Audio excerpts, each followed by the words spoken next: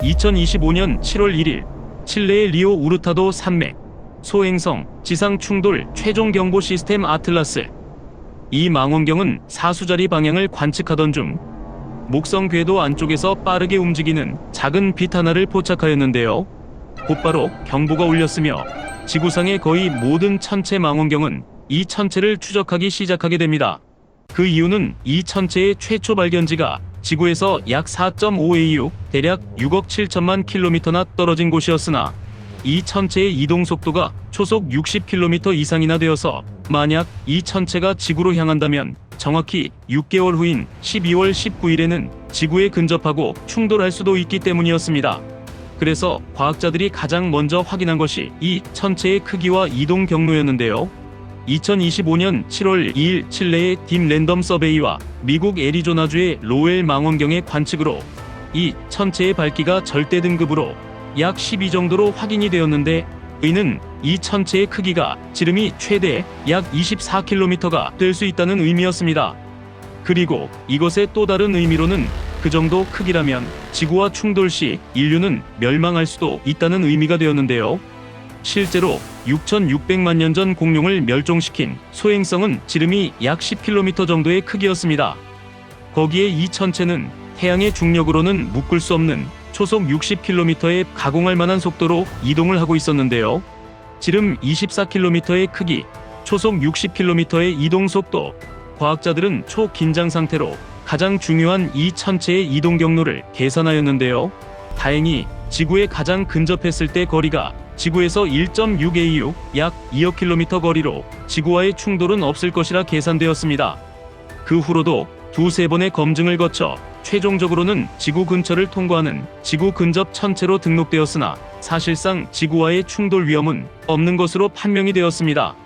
그리고 그렇게 긴박했던 하루가 지난 2025년 7월 2일 태양계 내 거의 모든 소행성체와 행성을 관리하는 소행성 센터에서는 이 천체에 대해 지구상의 거의 모든 관측소에서 보내온 122종류의 데이터를 분석하여 이 천체가 오umu아무아와 보리소프에 이어 우리 태양계에 세 번째로 진입한 성간 천체임을 공식 보고하고, 이 천체의 세 번째 성간 천체라는 3I를 부여하고 최초 발견자인 아틀라스를 붙여 3I 아틀라스로 명명하게 되었습니다. 그리고 이어진 하와이 마우나케아 산의 관측에서 이 천체에서 해성의 특징인 희미한 코마와 3초 각거리인 약 945km 정도의 짧은 꼬리가 발견되어 이 천체의 비주기 해성의 명칭인 C2025N1이 추가로 부여되었습니다. 그리고 그렇게 이틀간의 소동은 NPC의 공식 발표로 그 정체가 확인되고 정리되었으며, 과학자들도 해왕성 궤도 안쪽에 존재할 것으로 추정되는 약 1만 개의 성간 천체 중 하나라고 여겨 고개를 끄덕였는데요. 앞서 태양계를 다녀간 두 방문객들처럼 3I 아틀라스도 비밀을 간직한 채 태양계를 여행할 것처럼 보였기 때문이었습니다. 그리고 그렇게 해서 이 천체는 정리가 될 것처럼 보였는데요. 그러나 그것은 일부 과학자들이 더 큰 가능성을 주장하기 전까지였으며, 그 후엔 더 커진 미스터리에 휩싸이게 되었습니다. 그 이유는 이 천체가 등장하였던 방향이 1977년 8월 15일에 발견되어 최초의 외계 신호라 여겨지는 1420MHz 와우 신호의 발신지라 추정되는 궁수자리 방향의 항성 주변과 일치하기 때문이었는데요. 그들의 주장은 이 천체는 인공물체이며 우리 태양계를 관측하며 지나가는 외계 탐사선일 수도 있다는 것이었습니다. 관측된 증거로는 첫 번째, 이 천체의 이동 궤도는 화성에서 약 3천만 킬로미터, 금성에서 약 9,700만 킬로미터, 목성은 약 5,300만 킬로미터 간격을 두고 지나가는데, 그 거리는 이 행성들을 탐사하기에 가장 적당한 위치였는데요. 이 세 행성들은 크기가 서로 달라 중력의 힘도 서로 다른데, 하나도 아닌 전체 행성들을 비슷한 궤도로 이동한다는 것은 인공물체 말고는 설명하기 어렵기 때문이었습니다. 두 번째, 이 천체가 태양과 가장 가까운 지점인 근일점을 통과하게 되는데, 이 천체의 근일점은 태양의 반대편으로 지구에서는 관측이 불가능하게 된다는 것인데요. 만약 이 천체가 외계의 탐사선이라면 어둠의수 바설처럼 태양에 숨어 어둠 속에서 역탐지를 차단하고 궤도를 변경할 수 있는 가장 적당한 장소로 그들이 설계했을 가능성이었습니다.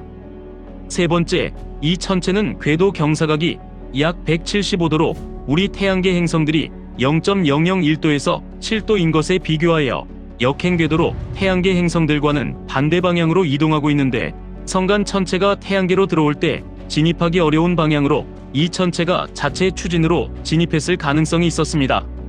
네 번째, 이 천체의 이동 경로를 역추적한 결과 궁수자리 방향에서 날아온 것으로 확인되었으며, 이 천체가 태양계에 진입했던 초속 60km를 거꾸로 돌려 대략 50년 정도 거슬러 가면 지구로부터 약 600AU 떨어진 궁수자리 근처에 도달하게 되는데요. 놀랍게도 지금으로부터 50년 전은 1977년으로 궁수자리 방향에서 날아온 와우 신호를 탐지했을 때였습니다. 여섯 번째는 관측 자료로 아타카마 대형 밀리미터 간섭계 1000문대의 관측 데이터를 통해 이 천체의 속도가 태양계 진입 시 초속 약 60km, 시속 20만 km 정도였으나 화성 근처에서는 속도가 갑자기 초속 67km로 빨라졌으며, 그 후에도 조금씩 속도가 빨라져 근일점 통과 시에는 초속 약 68.3km, 시속 약 24만 6천 km로 관측되었는데, 그것은 태양의 중력으로는 설명할 수 없는 비중력 가속도였으며, 이때의 해성의 특징인 꼬리도 같이 관측이 되었는데요. 과학자들이 놀란 것은 꼬리의 방향이 마치 우주선이 속도를 줄이기 위해 제트를 역분사하는 것처럼 그 꼬리가 태양을 향하고 있었다는 것이었습니다. 일곱 번째는 객 천문대와 초거대 망원경 그리고 제임스 웹의 관측 결과로 이 천체에서 니켈과 시아나물 방출이 감지되었는데요. 이는 다량의 금속으로 된 몸체가 있음을 의미하였습니다. 거기에 이 천체가 태양에 가까워질수록 태양에서 강력한 X급 플레어가 발생하였고, 이로 인해 코로나가 대량으로 방출이 되었는데요. 거대한 플라즈마 구름인 이 코로나는 지구에 도착하여 오로라를 만들고 전력망에 전류를 유도하여 위성과 관측망을 교란시켜 우주 관측을 일시적으로 불가능하게 만드는데, 이는 이 천체를 보낸 설계자들이 이때에 맞춰 계획한 것이거나 그들이 만든 것일 수 있다는 것이었습니다.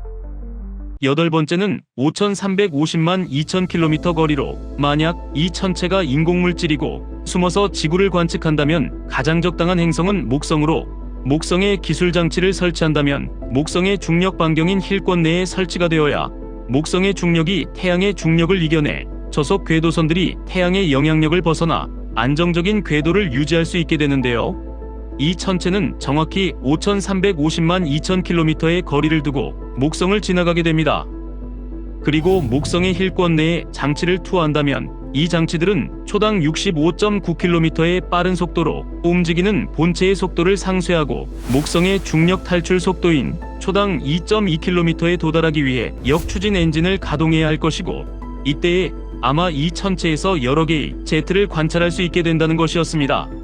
마지막은 결정적으로 이 천체가 화성을 지나가는 사진으로 2025년 10월 4일 화성에 있는 화성 탐사 로버가 이 천체를 촬영한 것으로, 해성이면 보여야 할 가스 꼬리 대신에 인공물체로 보이는 기다란 원통 형상이 찍혀 있었는데요. 아무리 봐도 기다랗게 생긴 자연적인 물체로는 보이지가 않았습니다. 여기까지가 3I 아틀라스가 보여준 인공적이고 특이한 성질이었습니다. 그리고 진짜 3I 아틀라스가 인공물체라면 우리 인류는 그때부턴 탐사가 아닌 방어를 준비해야 할 것입니다. 그러나 진짜 성간 방문객이라 하더라도 수백만 년에서 심지어는 수십억 년 동안 은하계를 떠돌다가 우리에게 도달한 다른 항성계에서 온 메신저이기 때문에 그 천체에 대해 알게 된다면 우리 우주의 비밀에 한 걸음 더 다가갈 수 있는 기회가 될 것입니다. 긴 시간 시청 감사합니다.